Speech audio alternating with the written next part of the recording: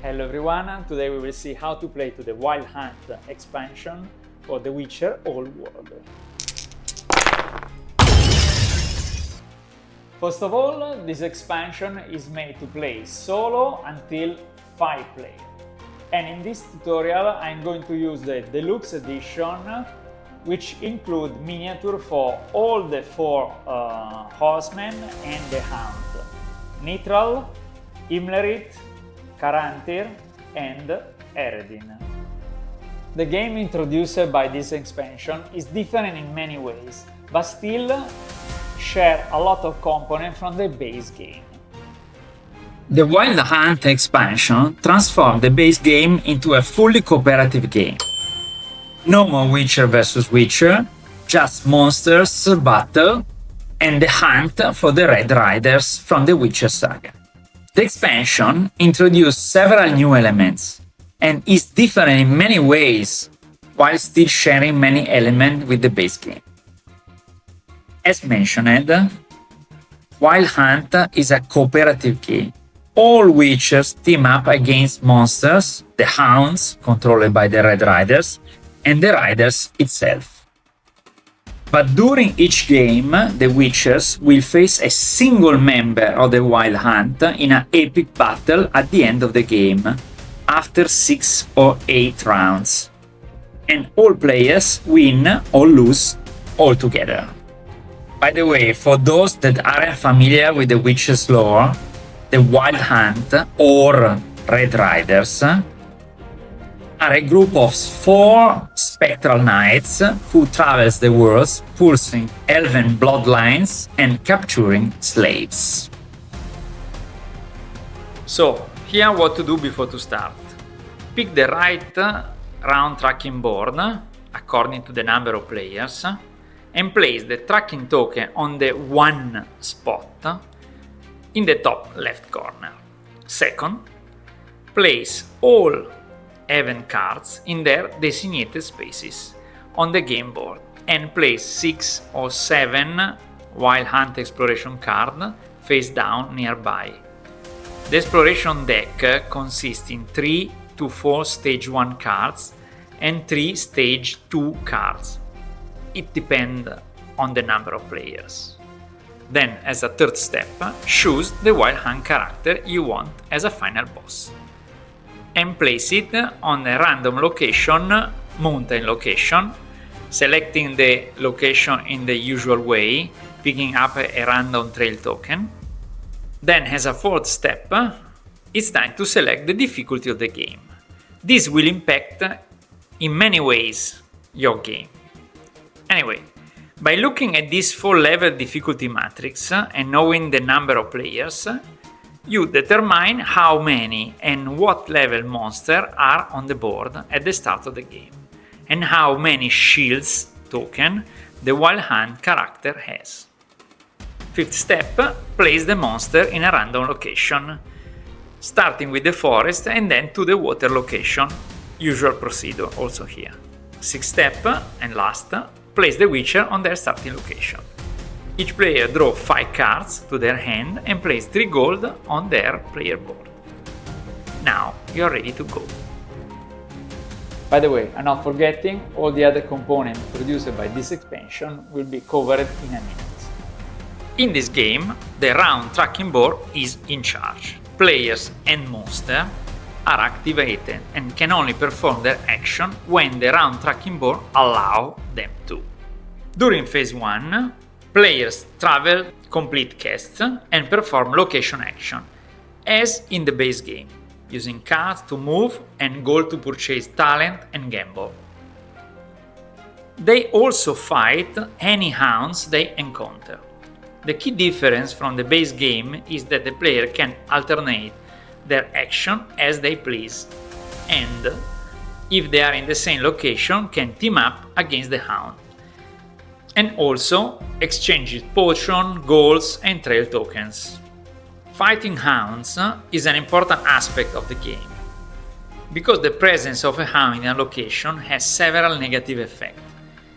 They block the action of the location they are in, and grant an extra life pool card to the monster in the same or adjacent location.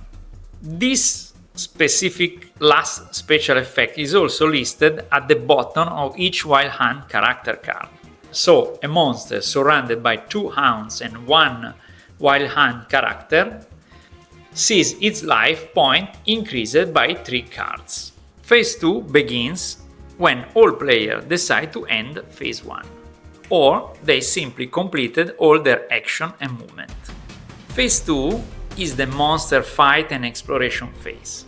Players who are in the location of the monster and wish to combat them, they can start the combat. If more than one player is in the same location with a monster, they can decide to join forces. However, only one player will actually fight the monster, but other witchers can help reducing the monster life pool before the fight begins. I will explain later how the 3 combat types change in this expansion. For now, I only focus on how the 4 phases of the game develop. Phase 2 ends with the drawing of an exploration card that affects all the players simultaneously. Phase 3 follows the standard rules of the game, with the exception that players can take their turns in any order, allowing them to cooperate and acquire new cards strategically. Phase 4. This is a new phase of the game, not present in the base game. Phase 4 is divided in 2 parts. First, new hounds and/or monster spawn on the map. Then, the wild hunt character moves up to 2 locations towards a randomly chosen witcher. So let's see it. When a new hound spawns, it is placed in the same location of the wild hunt character.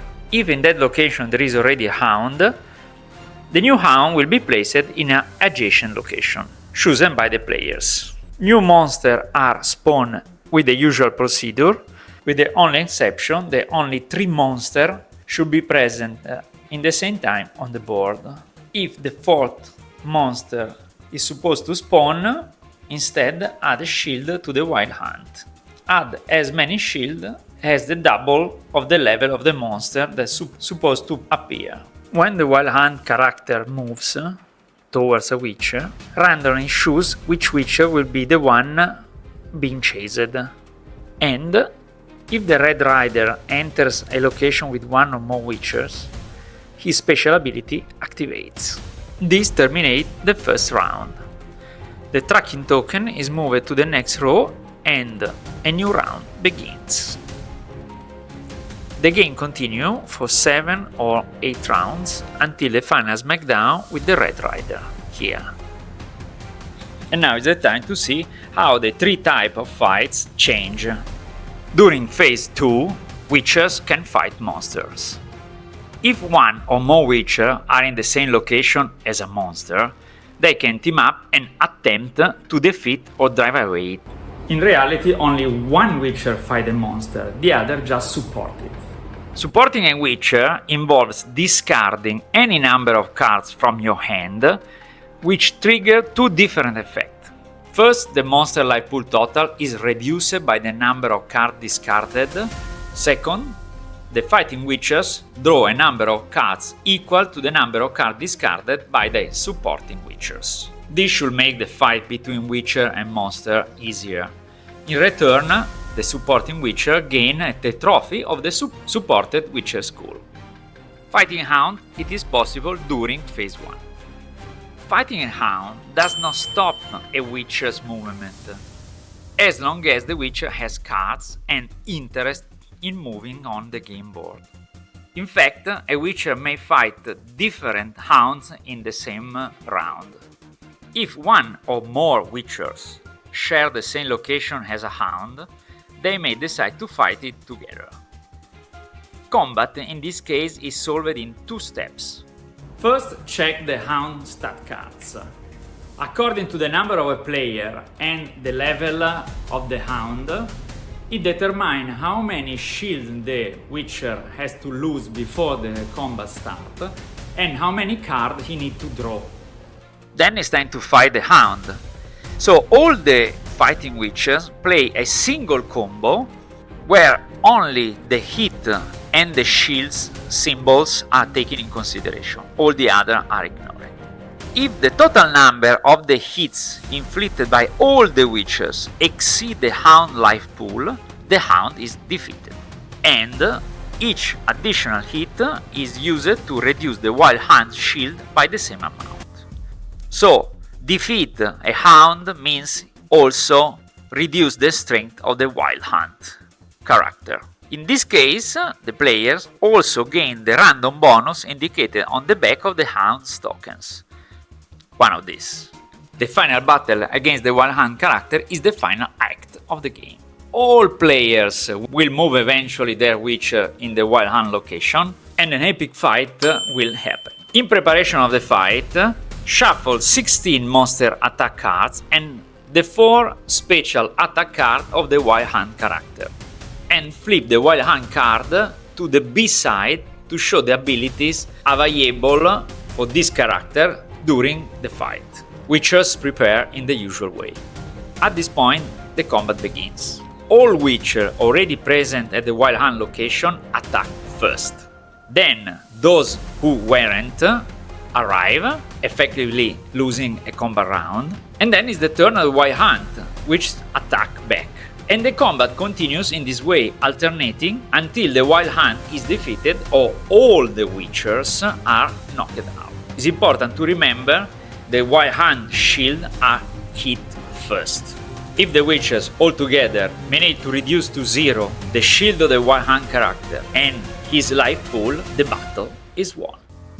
That's all for today. If you like the video, put us a like, and if you want more content like this, subscribe. Ciao!